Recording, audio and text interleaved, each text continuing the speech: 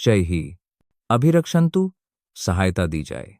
भवन्तः, आप सभी को, सर्वे, क्रमशः, एव, निश्चय ही और ठीक, ठीक। अब आप सभी को सेना की व्यूह रचना में अपने अपने रणनीतिक बिंदुओं पर खड़े होकर पितामह भीष्म को पूर्ण सहयोग देना चाहिए।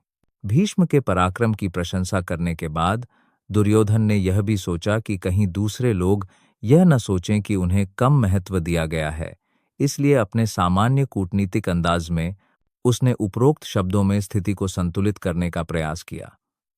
उसने जोर देकर कहा कि भीष्मदेव निस्संदेह सबसे महान वीर हैं, लेकिन वे वृद्ध हैं, इसलिए सभी को विशेष रूप से उनकी सभी ओर से सुरक्षा का ध्यान रखना चाहिए।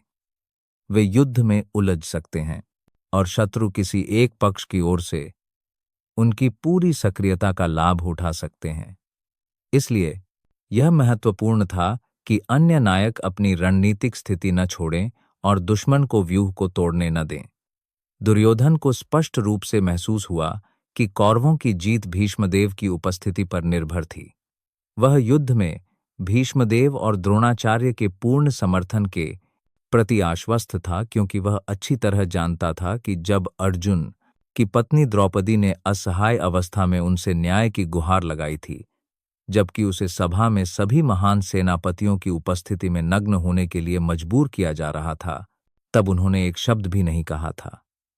यद्यपि वह जानता था कि दोनों सेनापतियों के मन में पांडवों के लिए किसी प्रकार का स्नेह था। उसे आशा थी कि अब वे सारे स्नेह को पूरी तरह से त्याग देंगे, जैसा कि जुए के प्रदर्शन के दौरान प्रथा थी। उनके पितामह, जो कौरवों में अग्रज थे, ने प्रसन्नतापूर्वक उन्हें जन्म दिया। पराक्रमी राम ने सिंह के समान गर्जना की और ऊंचे स्वर में शंख बजाया।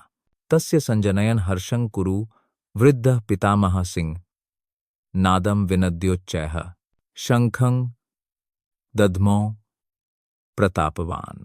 तस्य, उसका, संजनयन, बढ़ाने वाला, हर्षम, प्रसन्नता, कुरु, वृद्ध, कुरुवंश के पितामह भीष्म, पितामह, सिंह, नादम,